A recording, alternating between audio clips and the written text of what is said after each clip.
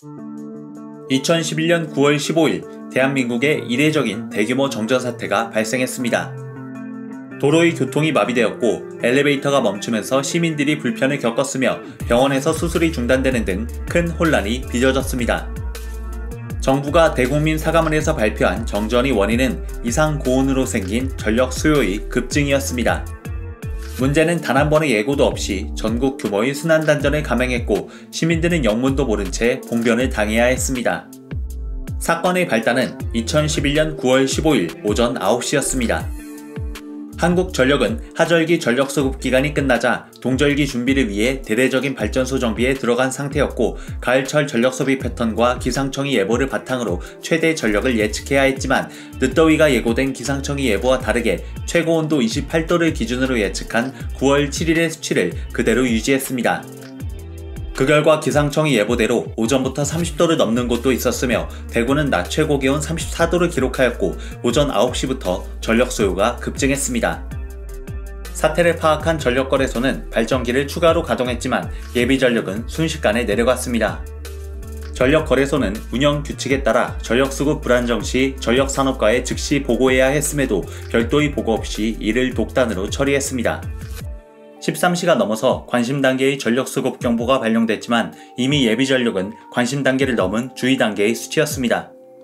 전력거래소는 뒤늦게 전력산업과의 경보 발령 소식을 보냈지만 팩스 번호가 바뀐 것도 모른 채 엉뚱한 부서로 공문을 보내는 실수를 저질러서 국민들이 정전에 대비할 수 있는 중요한 순간을 놓치게 했습니다. 이후 보령 복합발전소, 충주 수력발전소, 영광 원전 등에도 문제가 생겼고 전력 수요가 최대 예측 전력을 뛰어넘는 최악의 사태로 치닫았습니다. 끝내 15시를 기점으로 전력거래소는 전력산업과의 순환단전 조치를 통보하였고 이때부터 시작된 대규모 정전은 5시간 동안 지역마다 30분 간격으로 이어졌습니다.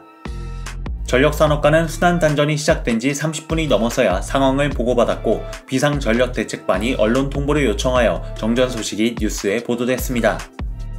대규모 정전으로 주택가, 상가, 공장은 물론이고 군대, 병원, 은행 등의 중요 시설마저 무작위 정전 대상에 포함되어 배전 시스템의 한계점뿐만 아니라 국가의 위기 대응 체계에 커다란 허점이 있음을 보여주었습니다.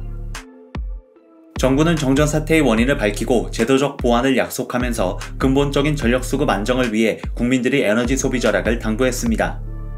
하지만 가정에서 사용하는 전력량은 전체 사용량의 14%에 불과했으며 정작 사태의 주요 원인은 따로 있었습니다. 정전 사태 3일 후 최준경 지식경제부 장관은 긴급 기자회견에서 전력거래소의 전력 공급 능력이 과장되었다고 밝히며 보고체계의 문제점을 시인했습니다. 전력거래소가 예비전력을 표시하는 전력수급 모니터에 즉시 가동할 수 없는 발전기의 수치를 포함시켜 전력산업과의 대응체계가 사실상 무용지물이 되었으며 예비전력과 실제 사용할 수 있는 전력량이 다르다는 사실을 설립 초기부터 은폐한 것으로 밝혀졌습니다. 그리하여 정전사태 당일 예비전력은 24만 kW까지 급락했으며 실제 전력 수요는 7,129만 kW에 달했습니다. 만약 순환단전을 하지 않았다면 국가의 모든 전력 공급 계통이 붕괴할 뻔한 블랙아웃의 위기였는데도 이를 책임져야 할 전력산업과는 사태 파악조차 하지 못한 상황이었습니다. 즉 9.15 정전 사태의 원인은 단순히 이상고온으로 늘어난 전력 수요가 아닌 전력거래소의 정보 은폐와 관계기관 간의 소통 부재가 쌓인 끝에 벌어진 인재였습니다. 결국 지식경제부 장관, 전력거래소 이사장, 한국전력사장 등 모든 전력 라인이 교체되었고 정부에 대한 국민의 신뢰는 추락하고 말았습니다. 잘못하면 전기가 수요가 크게 되겠다는 한 걱정을 해본 일이 있어요. 이런 상황까지 지금 일하는 겁니다.